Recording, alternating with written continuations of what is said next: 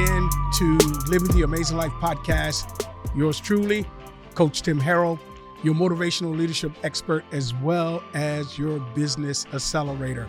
Well, guys, I know you guys enjoyed my conversation with Dr. Chan on last week. And so we're going to play another part two of the conversation with my mentor and friend, Dr. Sam Chan. It was an honor and a privilege to sit down with him. And I'm so grateful that he took time out of his busy schedule just to share with me, share his space with me. We went to Atlanta, Georgia, and we were able to sit down with him. And I remember when I first requested this meeting with him and this conversation with him, and I said, and he said, yes, okay. He said, yeah, I can meet with you. And then I said, well, I'm gonna take it a little bit further. And I said, Dr. Chan, do you mind if I bring my video crew with me so that we can capture this moment with you, this conversation with you? And he said, sure. And so I was so grateful. He's just a great man of God. I mean, I'm telling you, he has a wonderful, wonderful heart, and he loves people. He's all about helping people succeed in life. And I'm so grateful that he allowed us, my wife and I, LaRose and I, to be a part of his tribe. We're a part of the Sam Chan tribe. So we're grateful for that. But guys, again, we are so excited for you this week as you start off on, today is June the 17th. I hope you had a great weekend. I hope you went to church. I hope you did something fun with your family. And so we're starting off this week, and what a great way to start your week off with Dr. Chan as he pour into us. And so I want you to lean in to the conversation, grab your coffee, your breakfast juice, grab a pad and pencil or electronic device to take some notes so that you can really receive the rich information that Dr. Chan will release to us. And I don't know if you guys know this, I shared this with you on the last podcast, that Dr. Chan endorsed my book, The Language of a Next Level Leader. He endorsed the book. And I was like, my God, I got an endorsement by the number one guru, or one of the number one gurus in the world, Dr. Chan.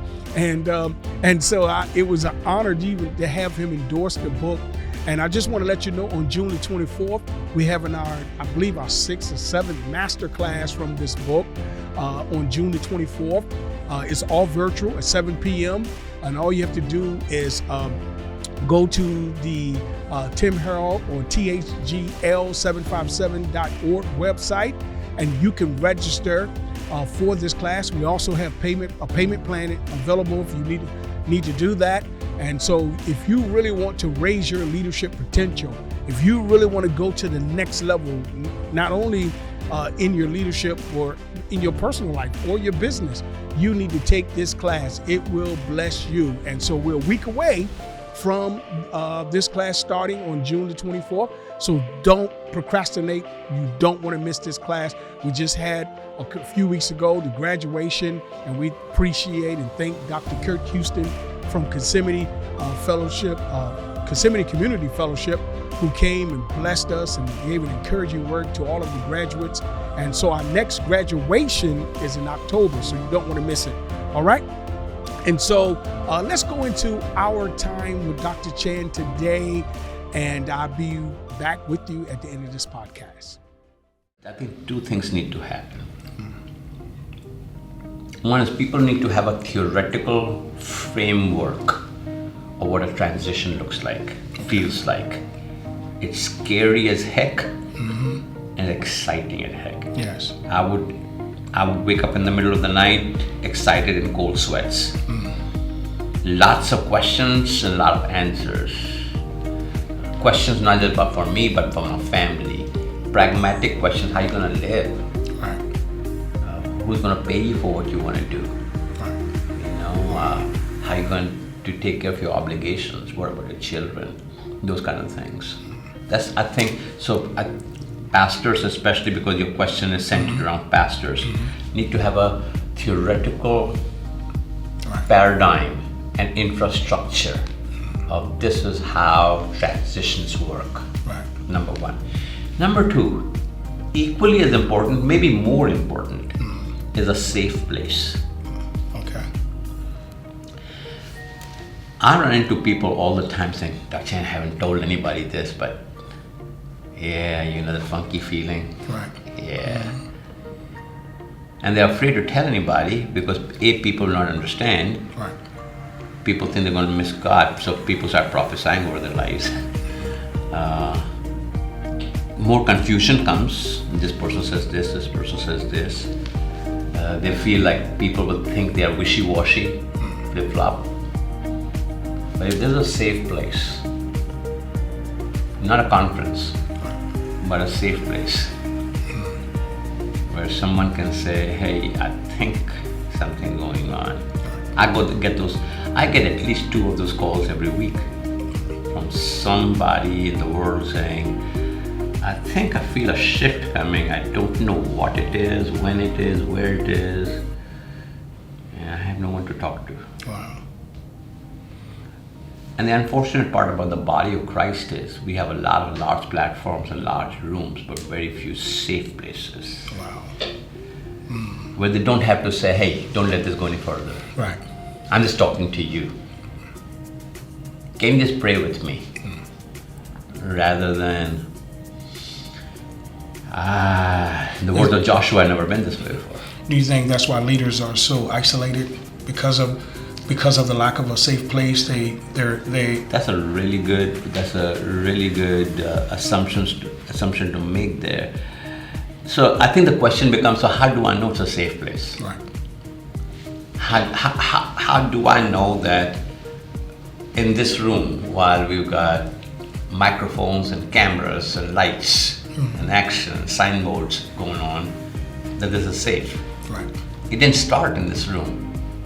It's been a relationship that's been building.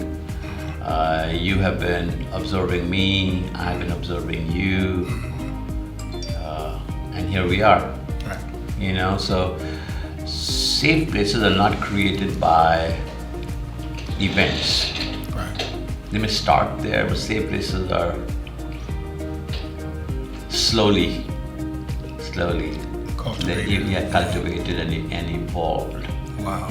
So I think what you are doing is just so very, very needed, so very, very important.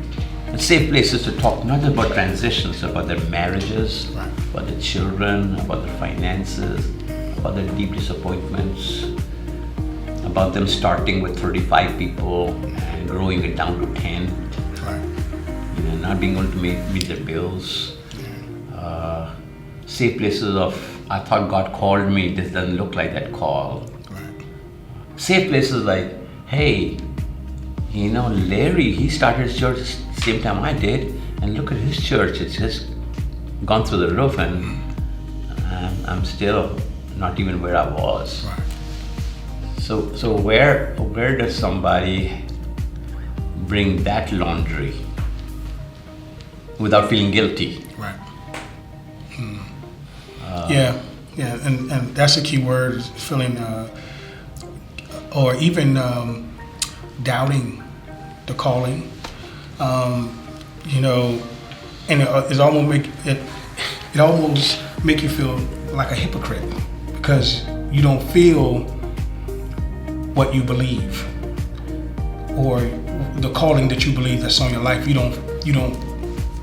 There's a disconnect there. I think the most painful disconnect is between what you're preaching and what you're feeling. You're preaching, my gosh, I'll supply all your needs, but what you're feeling is, I don't think we got the money to pay the rent. Right. You know, you're preaching where God guides, He provides. Right. But you're feeling. So the disconnect, the dissonance between what you're preaching, Right. proclaiming, encouraging others to. So on the platform, you're a giant, you're a tiger. But as soon as the last amen is said and you're home, it is self-doubt and dark clouds and despair. Do you think that? I mean, because I think this way that a leader should always be positive, always be upbeat.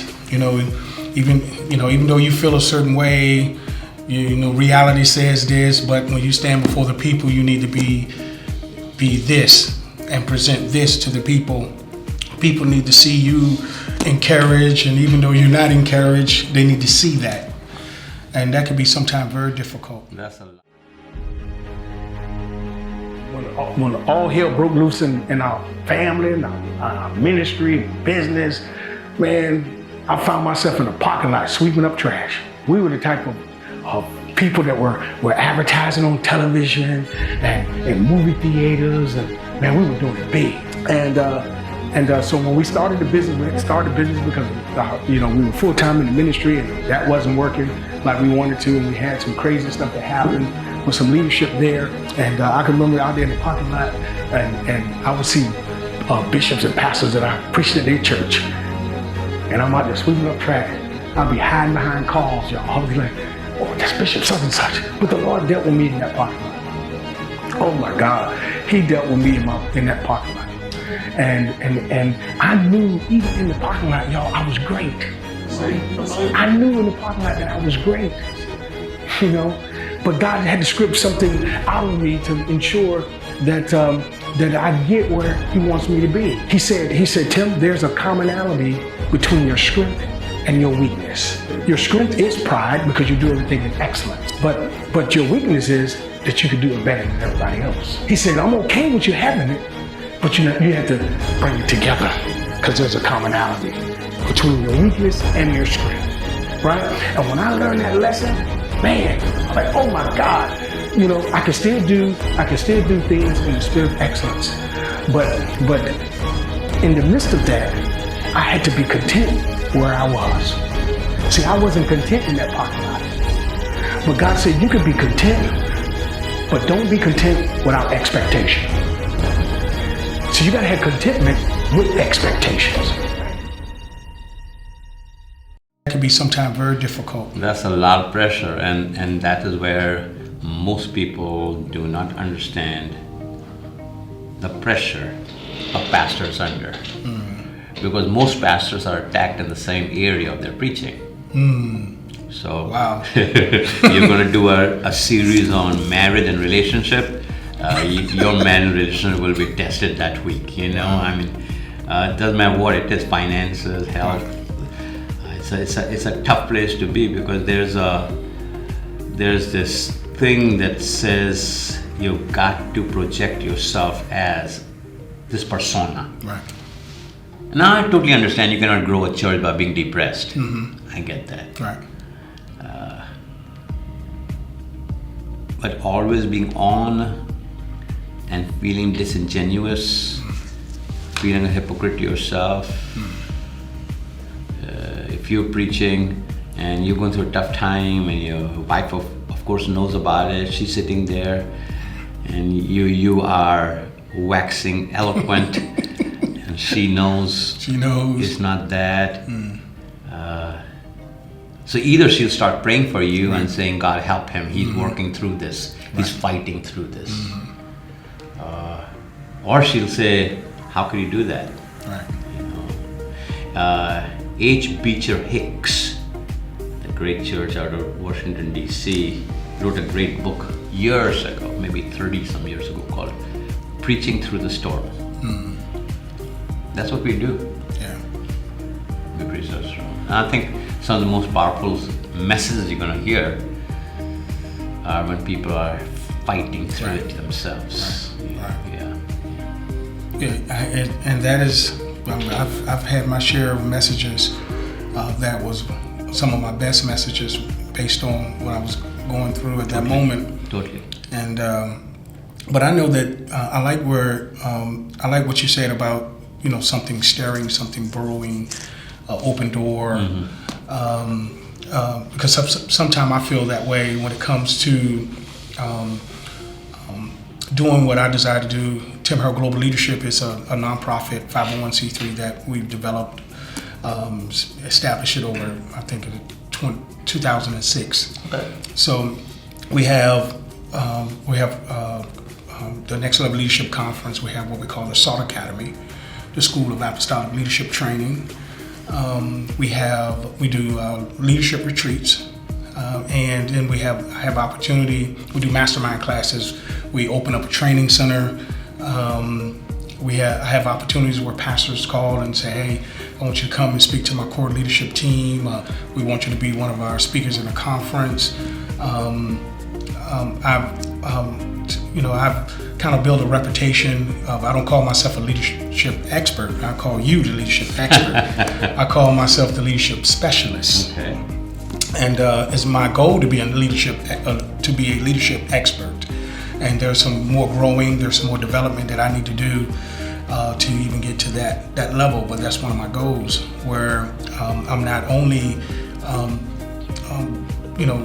have an influence on a local and regional level, but a national, international level. And so I get those opportunities, and I get to do a lot of this stuff, but yet I pastor a church. Mm-hmm. And sometimes I get, I would just love to do this. And then I would love to have someone take over the church so that I can do this and be more devoted and committed to that. And so that's kind of where I'm at, mm-hmm. in that stirring. When you were saying that you were looking for a book, you went to the bookstore, and when I came back and I had that I made those mistakes with implementing mega principles into a small church that didn't work, and then in the church, things just went south, and I made a lot of mistakes, and so I said, where is something that an association or a conference where the pastors that I'm talking to are on my level. Mm-hmm. And that's how we developed that. And then we developed an association called NIPA, Network of Independent Pastors Association, is where we come together and we network in the business arena, in corporate America. I belong to network associations, and we network. We share our ideas. I'm in a peer group now with through the Building Services Contract Association International. We have 5 cleaning cleaning company CEOs. We're in a peer group. Got one guy in Utah, one guy in Greenville, South Carolina, one guy in Maryland. We got one guy in Mexico, and we all come together and we share our ideas. We network. We, definitely not in the same market, so we're not, even though we're competitors, we can share our ideas and help one another. And I found that that's just not in the church, among church leaders. If I go to the pastor down the road, because I'm not a part of his denominational association, and I ask, hey man, what did you do in this situation? And they'll dance around it. They won't help me. They won't give me any suggestions or anything. And I'm the total opposite of that. You don't have to be a part. If you need help, you need help. And we should. And I feel obligated as a believer of the Lord Jesus Christ to help you, not just as a leader, but as a believer and part of the kingdom of God. And so it's almost like I saw a need. I saw a niche. I saw a market that's not even tapped into. And we started forming these organizations in our area for, hey guys, we're not a spiritual covering. We're not a denomination. We just coming together to talk, to build that safe place, mm-hmm. where you can share, and like Vegas, what happens here stays here, and just to help people, and so that's really my passion, my heart.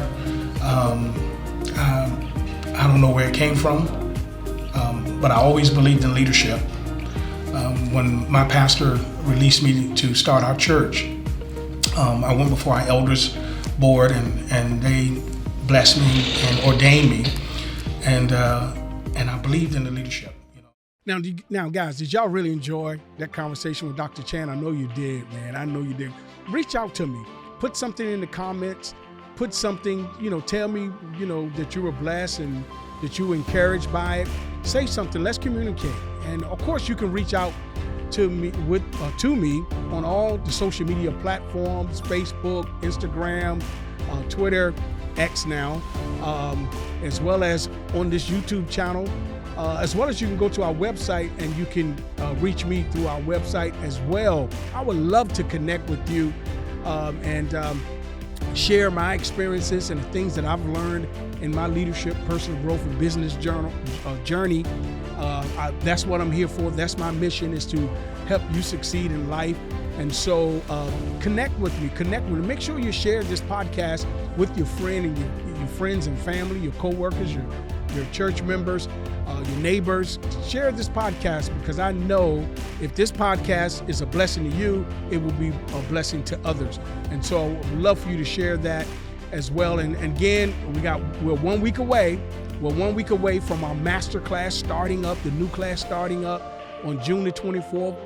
It's all virtual, and it's 1 hour for 12 Mondays, and you can sign up and register for this class.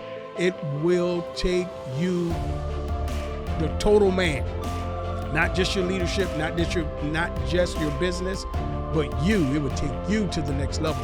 And of course, again, Dr. Chan endorsed this book, The Language of a Next Level Leader, and so you don't want to miss this class. So again, go ahead and register. We do have a payment plan available for you if you need to take that option. And we want to make sure that no one who desires to be in this class not be able to take it. And so we want to position you to do that. And again, if you want to connect with me on another level, as far as some coaching services, I'm offering one 60-minute free session with me, coaching session with me. And all you have to do is click the link in this podcast post, or you can scan the QR code and you can connect with me, and you can get that one free 60-minute coaching session with me. And that is what I want to do for you. Try it. I know that there's been people who've signed up for it, but I know there's a lot of other people who've heard me make this offer, but you have not taken advantage of it. So it's only going to be for a limited time. So you might want to go ahead and jump on it as soon as possible. And so I just want to be a blessing to you. So again, thank you guys for joining me today. I pray that you have a wonderful week, a great week.